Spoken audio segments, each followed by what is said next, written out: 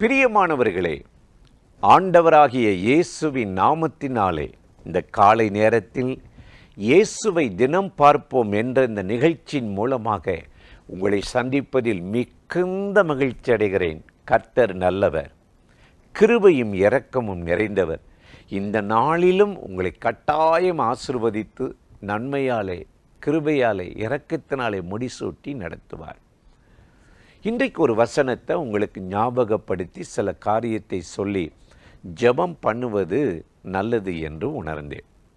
வேதத்தை வாசித்து பார்த்தீங்கன்னா, எரேமியா 31:20 ஆண்டவர் ஒரு வார்த்தை சொல்றார். என்ன வார்த்தை சொல்றார் தெரியுமா? எபிராயிம் எனக்கு அருமையான பிள்ளை அல்லவா, அவனை நினைக்கும் போது என் உள்ளம் கொதிக்குகிறது, அவனுக்கு இறங்குவேன். யோசேப்பினுடைய 2 பிள்ளைகளுமே ஆண்டவர் அந்த யோசேப்பை கொடுத்த ஒரு சொத்து முத்து. ஒருவருடைய பேர் மனாசே, மற்றவனுடைய பேர் எபிராயிம். இந்த எபிராயிமை ஆண்டவர் அவ்வளவு நேசித்தாரா. அவர் சொல்றார், எபிராயிம் எனக்கு அருமையான பிள்ளை அல்லவா, அவனை நினைக்கும் போது என் உள்ளம் கொதிக்குது, அவனுக்கு ஏன் இந்த வேதனை, ஏன் இந்த பாடு, ஏன் இந்த போராட்டம், அவனுக்கு உருக்கமாக இறங்குவேன் என்று சொல்லி ஆண்டவர் அவனை தேற்றுகிறத பார்க்குறோம். எபிராயிம் இன்னைக்கு யார்? நீங்கள் தான். நீங்கள் ஆண்டவருக்கு பிரியமான பிள்ளைகளாக வாழ்ந்துட்டீங்கன்னா, நடந்துட்டீங்கன்னா உங்களுக்கு இறங்குவார். எல்லா போராட்டங்களையும் தீங்குகளையும் நன்மையாக மாற்றுவார். வேதத்தை வாசித்து பாருங்களே. ஏசாயா 43:4 வேதம் சொல்லுகிறது, நீ என் பார்வைக்கு அருமையானபடியால் கனம் பெற்றாய், நான் உன்னை சிநேகித்தேன். கர்த்தருடைய பார்வைக்கு நம்ம அருமையாக இருக்கணும். மனுஷனுடைய பார்வைக்கு மட்டும் அருமையாக இருந்துட்டு அப்படியே நடிச்சிட்டு ஏமாற்றிட்டு, கர்த்தருடைய பார்வையில் நம்ம வாழ்க்கை எப்படி இருக்குது, நம்முடைய கிரியைகள் எப்படி இருக்குது, இதை பார்க்கணும். நம்ம கர்த்தருக்கு அருமையாக நடந்துட்டோம்னா ஆண்டவர் உருக்கமாய் நமக்கு இறங்குவார். நம்மை நினைக்கும் போதெல்லாம் அவருடைய பரிதாபம் நம்மேல் இறங்கி வருமா, தடைகளை நீக்குவாராம். அதனால தான் சங்கீதக்காரன் ரொம்ப அருமையாய் சொல்லுகிறார். சங்கீதத்தில் 36:7 வாசிக்கும்போது, ஆண்டவரே மனுப்புத்திரர் உம்முடைய கிருபையால் திருப்தியாகிறார்கள், உம்முடைய கிருபை எவ்வளவு அருமையானது என்று சொல்லி ஆண்டவரை துதிக்கிறார். எனக்கு அருமையான சகோதர சகோதரி, இந்த அருமையான பிள்ளைகளாய் கர்த்தர் உங்களை என்னை மாற்றத்தான் இயேசு இந்த பூமிக்கு இறங்கி வந்தார். இறங்கி வந்து என்ன சொன்னாரா? சங்கீதம் 49:9 பார்த்தீங்கன்னா அவர் சொல்கிறாரு, ஒரு மனிதனுடைய ஆத்தும ரட்சிப்பு அருமையானது.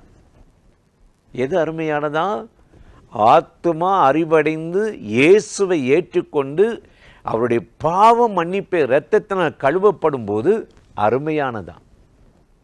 இன்றைக்கி பாருங்களேன், உலகத்தில் ஒரு மனுஷனுக்கு 2 கண் இருக்குது. இப்போ சொல்கிறாங்க 3ஆம் கண் அப்படின்றாங்க. எல்லா இடத்துலையும் கேமரா வச்சுருக்கிறாங்க. ஒரு திருடன் தப்ப முடியாது. சட்டையை மாற்றிட்டு சூவை மாத்தில் கண்டுபிடிச்சிட்டாங்க. 3ஆம் கண். என்ன குற்றம் நடக்குது, எதை தடுக்கலாம், உலகம் முழுவதும் 3ஆம் கண்ணை வச்சு இன்றைக்கி நம்மளை கண்காணிக்கிறாங்க. நீங்கள் எங்கே பேசுகிறீங்க, என்ன நடமாடுறீங்க, எந்த இடத்துல போயிட்டுருக்குங்க கண்டுபிடிக்கிறாங்க. இந்த 3ஆம் கண்ணுக்கே சில பேர் பயப்படுறாங்க. நான் சொல்கிறேன், இந்த 3ஆம் கண்ணை விட நமக்குள்ள ஒரு ஆத்துமா இருக்குது, அதுக்கு பேர் தான் மனசாட்சி. இது டெய்லி நம்முடைய வாழ்க்கையை ரெக்கார்ட் பண்ணுதுங்க. நம்ம என்ன நடக்கிறோம், ஆண்டவருக்கு பிரியமாக நடக்கிறோமா, நன்மை செய்கிறோமா, பாவம் செய்கிறோமா, தீமை செய்கிறோமா, டெய்லி ரெக்கார்டாகி பரலோகத்துக்கு போகுது. கர்த்தர் ஒரு மனுஷனுடைய வாழ்க்கையை பார்க்குறாரு. இப்போ தீமை செய்தால் பாவத்தின் சம்பளம் மரணம். நீங்கள் நன்மை செய்தீங்கன்னா இயேசுவின் ரத்தம் உங்களை கழுவி சுத்திகரித்து ஒரு பிரியமானதை மாற்றிடுது. ஆகவே தான் சொல்கிறாரு, ஒரு மனிதனுடைய ஆத்தும ரட்சிப்பு ரொம்ப அருமையானதான். இப்போ இந்த ஆத்துமா இயேசுவின் இரத்தத்தில் கழுவப்பட்டா ஆண்டவர் எல்லா தீங்குக்கும், மாயைக்கும், பிசாசின் கண்ணிக்கும், நரகத்துக்கு நம்மளை நீங்களாக்கி தப்புவித்து விடுதலை ஆக்குவார். அதற்கு தாங்க அவர் வாழ்கிறார், உயிரோடு இருக்கிறார். இந்த ஆத்துமா இன்னைக்கு ரட்சிக்கப்பட்டிருக்கா, தேவனோடு நடக்குதா, சஞ்சரிக்கிறதா நம்ம பார்க்கணும். இந்த மனசாட்சி ஆண்டவருக்கு பிரியமாக இருந்தா, ஆத்துமா பிரியமாக நடந்தா, ஆண்டவருடைய அருமையான பிள்ளைகளாய் மாறிவிடுமா.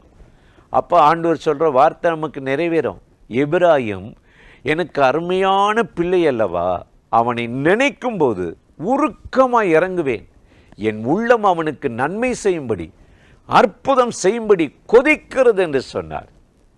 அந்த தேவன் இன்றைக்கு உங்களுக்கு இறங்கி நடத்துவார். அது மாத்திரமா, 139 சங்கீதம் 17 நாம் வாசித்து பார்த்தால் சங்கீதக்காரன் சொல்லுகிறார், உம்முடைய ஆலோசனைகள் எனக்கு அருமையானவைகள். ஏதாவது ஒரு குழப்பம் ஆயிடுச்சு, ஏதாவது ஒரு காரியம் நமக்கு அதில் சமாதானம் இல்லை அப்படின்னா யார்ட்டையாவது போய் கன்சல்ட் பண்ணுவோம். ஒரு வியாதி வந்துச்சுன்னா டாக்டரை பார்க்க போகிறோம், ஸ்கேன் பண்ணிட்டு வான்றார். அவர் இல்லை மாத்திரையில் சரியாயிரும், இல்லைன்னா ஆப்ரேஷன் பண்ணுவோம் கேட்குறோம், பணத்தை கொடுத்து இவ்வளோ செய்கிறோம்.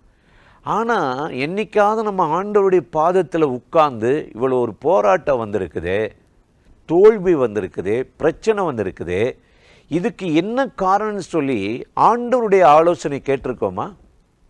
கேட்கறதில்ல.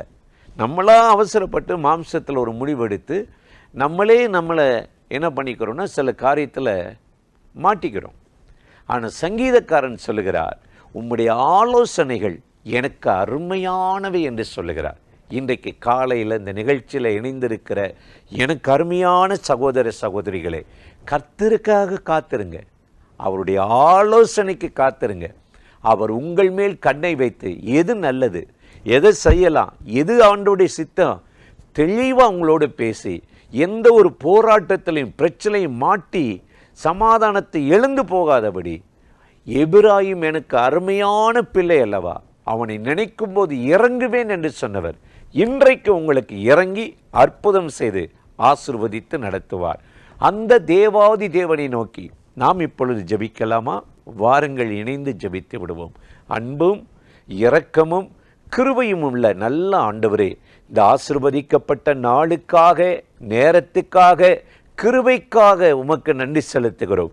இப்பொழுது யாரெல்லாம் அந்த நிகழ்ச்சியில் இணைந்து ஆண்டவரே இந்த நாளை அர்ப்பணித்து உம்முடைய ஆலோசனைகள் எனக்கு அருமையானவைகள் என்று காத்திருக்கிறார்களோ அத்தனை பேரையும் ஆண்டவர் இந்த நாளில் ஆலோசனை சொல்லி நடத்துவீராக.